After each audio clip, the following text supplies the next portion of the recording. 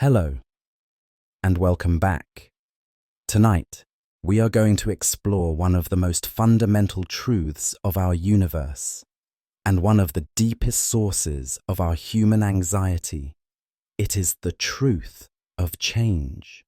We spend so much of our lives seeking stability. We build solid homes. We crave secure routines. We make promises we hope will last forever.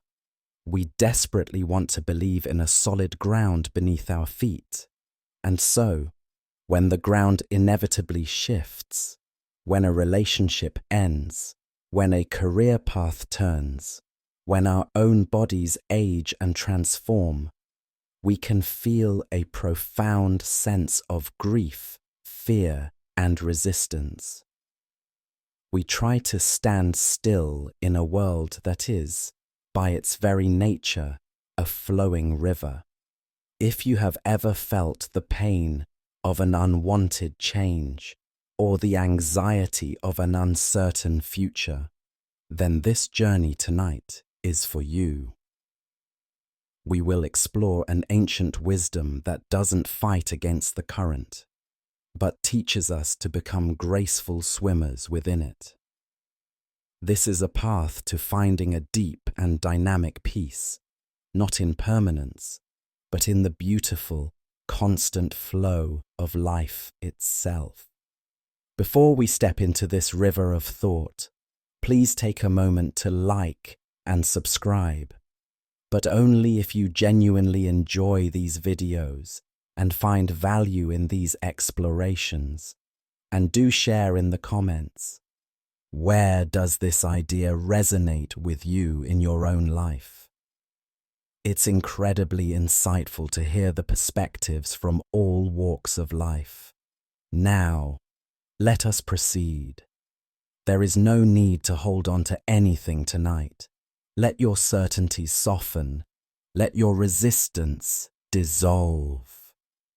We will learn the wisdom of the river from the ancient Greek philosopher Heraclitus, a man who saw that the secret to the universe was its constant, beautiful, and unending motion.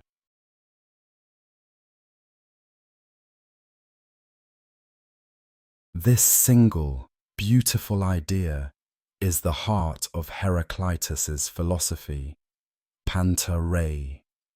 Everything flows. Imagine you are standing on the bank of a great river. You see the water moving past, glistening in the sun. It appears to be one thing, the river, but this is an illusion of your perception. In reality, it is a constant, unending procession of new water molecules. The water that is before you now is already downstream in the next second, replaced by water that was upstream a moment before. It is never static. It is pure process, pure change. Now, look at your own hand as you dip it into the water.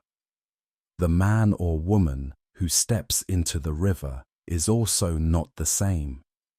The cells in your body are constantly dying and being replaced. The thoughts in your mind are a flowing stream of perceptions and memories. The person who woke up this morning is subtly, yet measurably, different from the person who will fall asleep tonight. You too are a river. Heraclitus invites us to apply this lens to everything. The mighty mountain seems permanent, but it is slowly being worn down by wind and rain. The sun seems eternal, but it is constantly consuming its fuel, a slow, magnificent fire. Our relationships, our societies, our own personalities, nothing is static. Everything is in a state of constant, graceful, and sometimes turbulent becoming. To resist this flow is to resist the very nature of reality. It is to stand on the riverbank and command the water to stop. It is a futile and exhausting struggle. The first step toward wisdom, Heraclitus teaches, is to accept the universal reality of flux. But if everything is constantly changing, how is there any order? How is the universe not just pure chaos?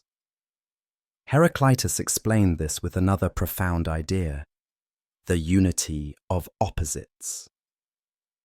He saw that the universe is built on a beautiful, dynamic tension. Everything is composed of and defined by its opposite. Day and night are not enemies. They are two sides of the same coin, each giving way to the other in an eternal, harmonious dance. Without the darkness, the concept of light would have no meaning. Life and death are not a war. They are a single process. From the decay of dead leaves comes the rich soil that gives birth to new plants. Life flows into death, which flows back into life. He wrote, "The path up and down are one and the same. When you are walking up a hill, you are simultaneously on the path that leads back down. The beginning of the journey is also on the same road as the end. This tension between opposites is not a flaw in the universe. It is what makes it work." He compared it to a bow.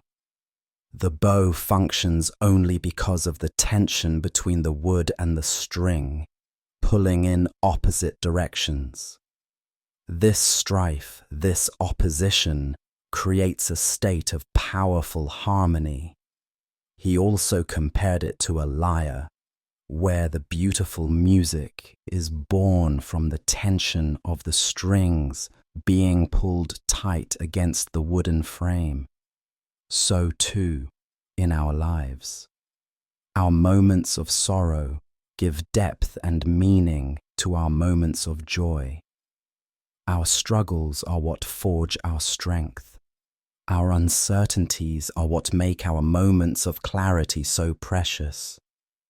To wish for a life of only light, only happiness, only ease, is to wish for a lyre with no tension, a silent, useless thing.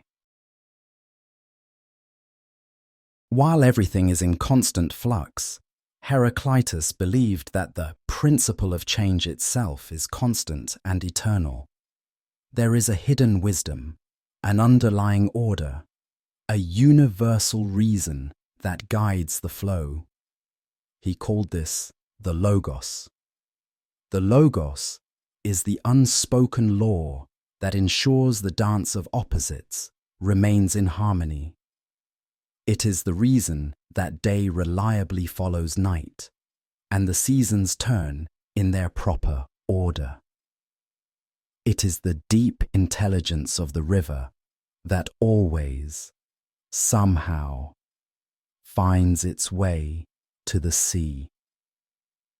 Heraclitus often used the metaphor of fire to describe this. A flame appears to be a stable thing. You can look at a candle flame and see its consistent shape. But in reality, it is a whirlwind of radical change. It is constantly consuming fuel, transforming it into heat and light, and releasing smoke. It is pure process, pure motion, yet it maintains a recognizable, ordered form. This is our lives. We are like this flame.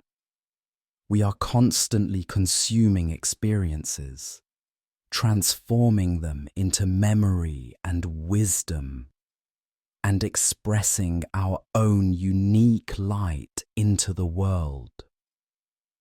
We are always changing, Yet there is a consistent principle, a logos, that is the essence of who we are. It is our character, our soul. To understand this is to find a deep trust in the process of life. Even when changes feel chaotic or painful, we can trust that there is an underlying wisdom at play. The river may have rapids and whirlpools, but the logos, the deep intelligence of the water, is still guiding it toward the great ocean of what is meant to be. So, how do we live this wisdom? How do we stop fighting the river and learn to swim with grace? I invite you now to bring to mind a change in your life that you have been resisting. Something that has happened or is happening that you wish were different. It could be a change in your health, your work, your relationships, or in the world around you. First, just acknowledge the resistance. Acknowledge the part of you that wants to build a dam, to stand still, to hold on to how things used to be. Acknowledge the grief or fear that comes with this change. Be kind to this part of yourself. It is only trying to protect you from the pain of the unknown. Now, in your mind's eye, I want you to visualize yourself standing waist deep in a gentle, flowing river. Feel the water moving steadily past you. Feel its cool, constant pressure against your legs. This river is the flow of time, the reality of your situation. Feel the effort it takes to stand perfectly still, to resist the current. Feel the tension in your muscles. Feel the exhaustion of the struggle. And now, imagine what it would feel like to just let go, to lift your feet from the riverbed and allow the current to hold you. You do not have to know the destination. You do not have to control the speed. Your only task is to release your resistance and to trust that the water will support you. Float on your back, look up at the sky, feel the sun on your face. You are no longer fighting the river. You are a part of it. You are flowing with it. Can you find the logos in this change? The hidden wisdom? What new strength is this current asking you to discover? What old baggage is it helping you to release? What new shore is it carrying you towards? As you drift now towards sleep, let this feeling of gentle, supported flow permeate your entire being. Let go of the day. Let go of your plans for tomorrow. Trust the river. You do not need to struggle to find peace.